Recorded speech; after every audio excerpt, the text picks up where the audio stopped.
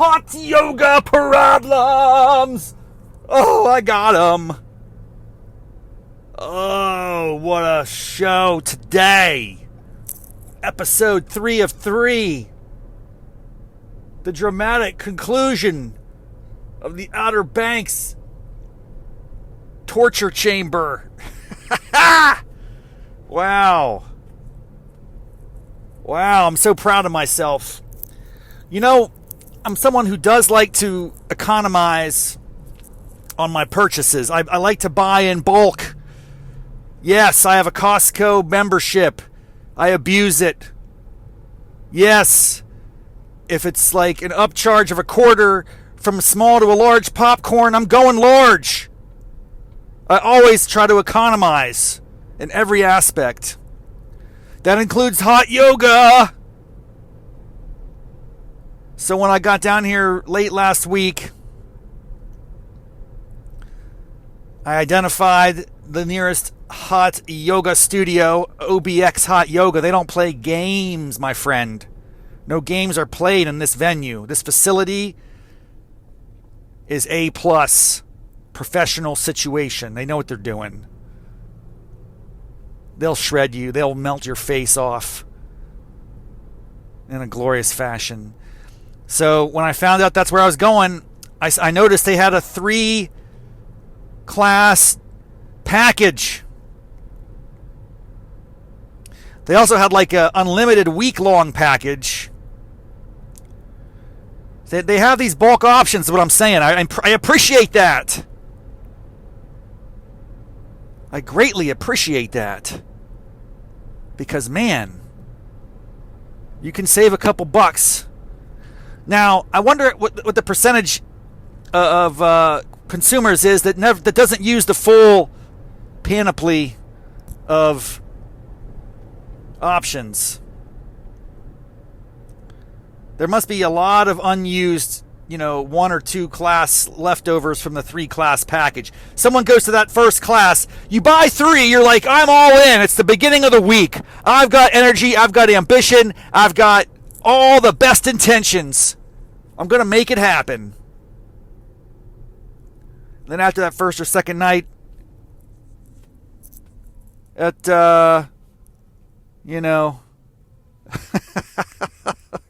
Stack 'em High, Captain George Seafood, you know what I'm talking about. All these different restaurants down here will pack you up.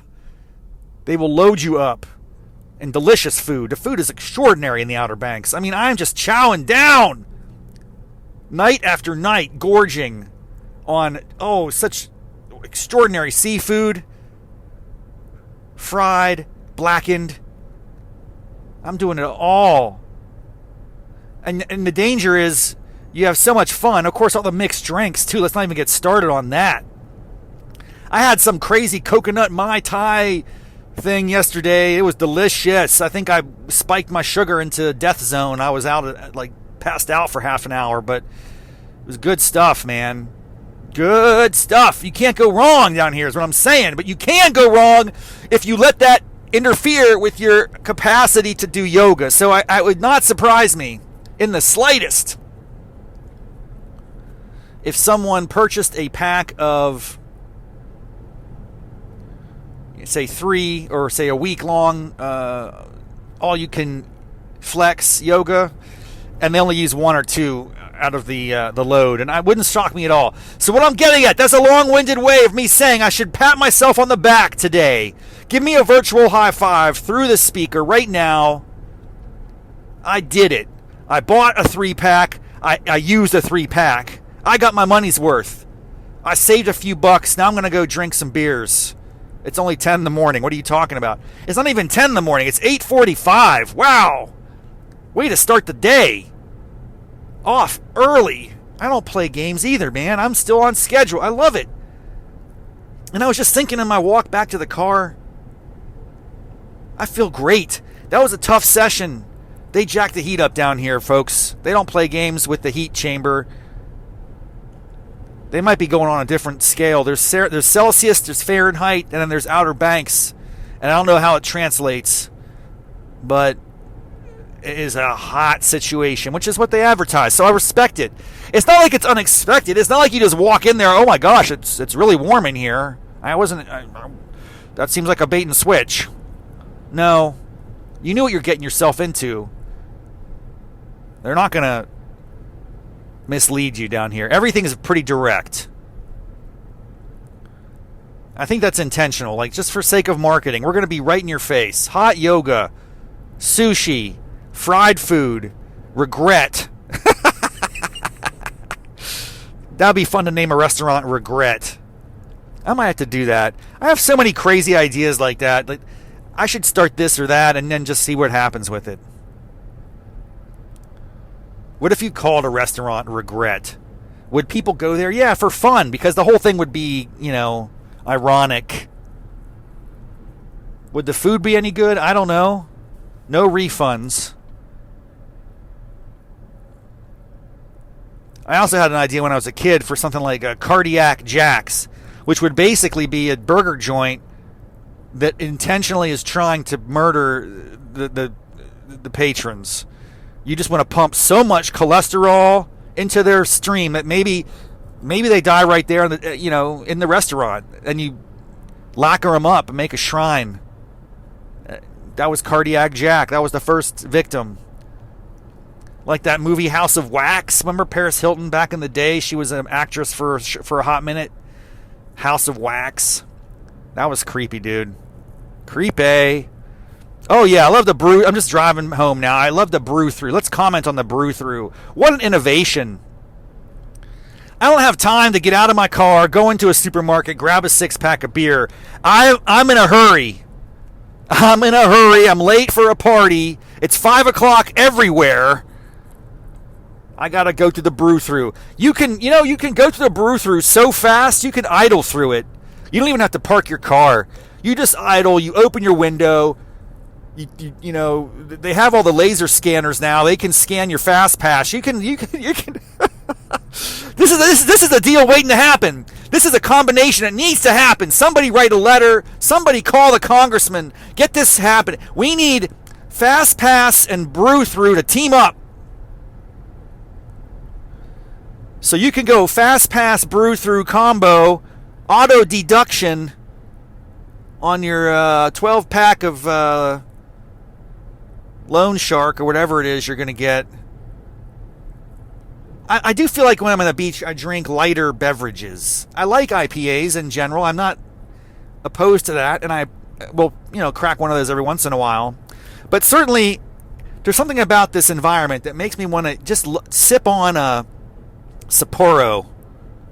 I had one of those the other night. It was so tasty with a Thai dinner. Yes, there's a Thai restaurant down here in Duck. Oh my goodness. It's so tasty. And you hit a Sapporo with that? Mild spice with a Sapporo. It might be in my top 5 last meal options. If I ever get convicted of a first-degree felony and get sentenced to the gas chamber or whatever they do these days, if they still have that tradition of a last meal, I might say, hey, can someone fly up some of the pineapple chicken from that Thai restaurant in Duck? I don't know the name off the top of my hand. Can you throw in a Sapporo, please? A tall boy. Oh, it hits. It hits. It hits. Oh, just thinking about it right now. It's not even 9 in the morning, and I want it. I want to go directly there and consume it. Oh. So, yeah, that's what it's all about when you come down here. Your beverage taste and preferences, they kind of change and they shift a little bit. I've had a couple mixed drinks. That's not a common thing for me. Like I said, the kind of Maui Wowie coconut dream. I don't know what it was called. It was pretty good. We were out somewhere the other day, and I just told the bartender, hey, just make up whatever you want. I like coconut rum, okay? I'm not afraid to admit that. There's nothing wrong with coconut rum at all. Why do people look at you funny when you want some coconut rum for breakfast? Why are you judging me? On the rocks, please. A tall glass of coconut rum to start the day. Oh. I do want to talk about a problem, because the show is about problems and we want to finish strong. This is episode 3 of 3. I hope you've enjoyed the journey. I do want to talk about one thing that came to mind, and it's not the first time I've noticed this, but it just kind of came to the forefront this morning. And this is the nature of the beast. Yoga is a very eclectic. It attracts a wide range of entrepreneurs. The yoga studio game, as it were. So you got like your corporate brands. That's where I'm going in the Northern Virginia place. I go to a kind of a nationwide chain of studios that happens to have hot yoga, and that's what I consume there. I could do other crazy boot camp style classes. That's not my jam.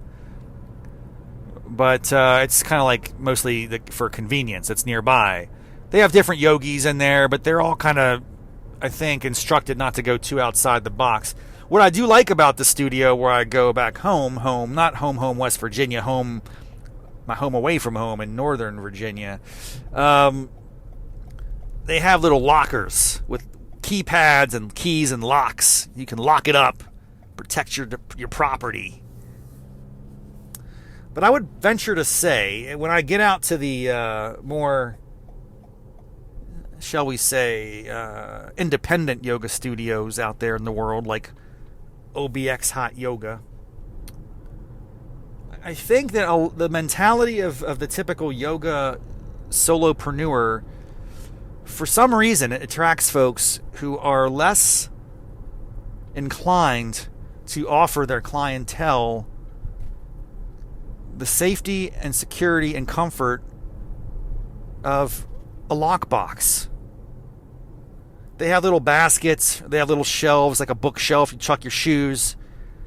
But I'm like, okay, I could put my shoes in there. I could even see my car keys in there. I don't think someone's going to take off with my car.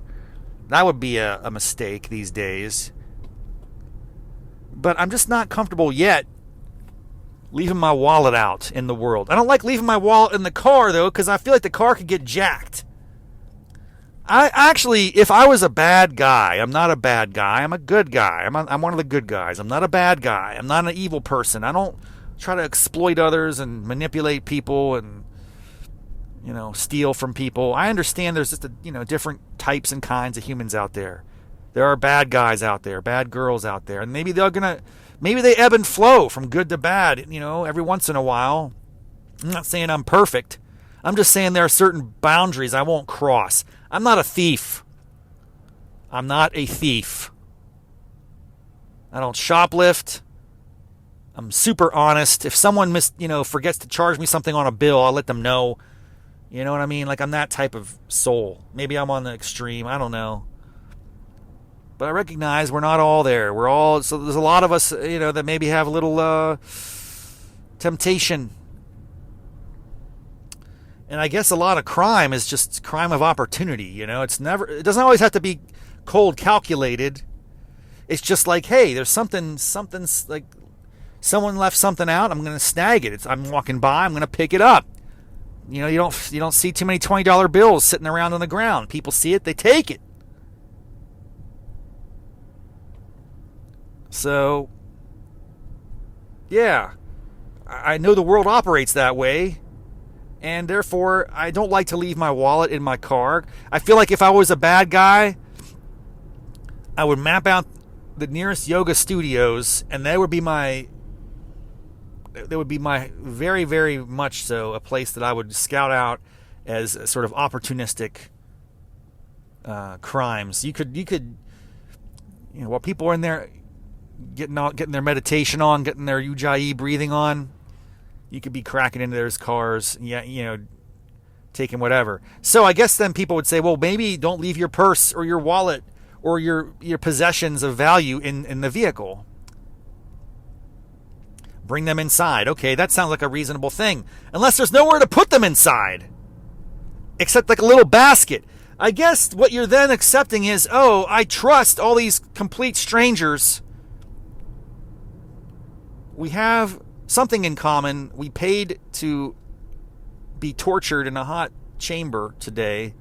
So I guess that affinity should circumvent my suspicion that maybe one of them might see my wallet and want to just snag it and walk, knowing that he or she would likely never see me ever again. I mean, like, talk about the perfect crime. Go to a foreign yoga studio and snag someone's property out of a basket. You can even act like it was a mistake if you get caught, and they'll believe you. They'll probably, oh, yeah, namaste, my bad.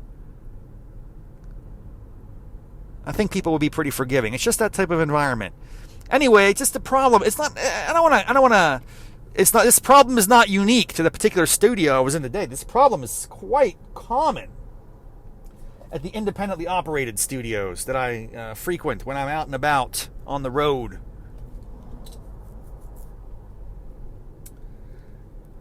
Lack of security for possessions, right? So I wonder what people think about that. Are you cool with it? Are you down with it? Does it not bother you? Are you less worried about losing things than I am? Maybe it's I need to shift my mindset and realize that possessions are temporary. Yeah. I don't play that way, though. I gotta confess. I want to guard and protect and defend all that is rightfully mine. Property rights, baby. I earned this $10 in my wallet. You can't have it. Now, if you asked for it nicely, maybe I'd go buy you a Coke. Why you gotta steal from me, man? Just come and say, hey, yo, I need some dough. Can you go buy me a burger? Yeah, let's do it. Unfortunately, that's not what people want. They don't want you to partner with you. They just want to take your money and then spend it on stuff that they want without telling you what they want. Or maybe they put your money together with other people's money they steal, and then they buy flat screen TVs and stuff. I don't know. What do people... Actually, flat screen TVs, talk about a radical technology that just every year there's sales, there's discounts. There's always these flat screen TVs just sitting out in the driveway. They say free or trash. They're only a couple years old. It's like people cycle through flat screen TVs like no tomorrow. You know, in our condo or townhouse, I think it's a townhouse technically, we have about 3 flat screen TVs. They haven't been replaced for probably 10 years. I bet our renters are a little upset about that. But my counter argument is, son, you are here at the beach. It's beautiful outside. Or if it's raining, you can go do something else beachy. Why are you sitting in here watching TV all day? I didn't come on vacation to watch TV. I can watch TV sitting at home. So I'm sorry if you don't like the flat screen TV that we provide you as part of your renter contract. Maybe I'll upgrade. But if you want to go on social media and trash the Duckburg, which is the name of the house where we graciously open the door and let people come in there and spend the time and have a great old vacation. If you're going to poop on it because we don't have, liquid plasma 3D, whatever the heck's out there now, the latest, greatest version, you know what? You're not coming back. We're going to blackball you from this place. Duckburg has that potential. We could blackball. We could say, no, man, not for you. No Duckburg for you. Now, we haven't had to do that yet, and no one has complained. I think it's an anticipatory complaint. That's what I'm envisioning here. Like, I have a sense if we don't upgrade these flat screens soon, someone's going to get angry with us. And what can they do, At the end of the day, what can you really do? Complain, ask for a discount. Hey, we don't like this flat screen. It's not like it's a tube television. It's not like it's just getting, black and white. It's not like it's got rabbit ears. We got the internet. We got high speed, baby. Wi-Fi. The technology is all there. The question is, why do you need it so intensely that you want to slander Duckburg on Facebook? Don't do that. Don't be that guy. I feel like my comments have gone astray just a tad. That's okay. This is prone to happen. You know, Hot Yoga Problems is a product of the Raff's Brain podcast network. So sometimes I delve into that and just like stream of consciousness happens. One thing leads to another. I start off talking about property rights, cubby holes, locks, and keys at yoga studios, and somehow I'm ranting about flat screen TVs and encouraging people to spend more time outside on vacation. I don't know how this works exactly. Just accept that that's where we are. And accept that this is episode 3 of 3. If you haven't listened to the first 2, go back, hit them up. Let me know what you think. This will be the last episode from Outer Banks this fall. Maybe I'll be coming back here and doing more because I found the OBX Hot Yoga studio of choice. It is awesome. As I pull into Georgetown Sands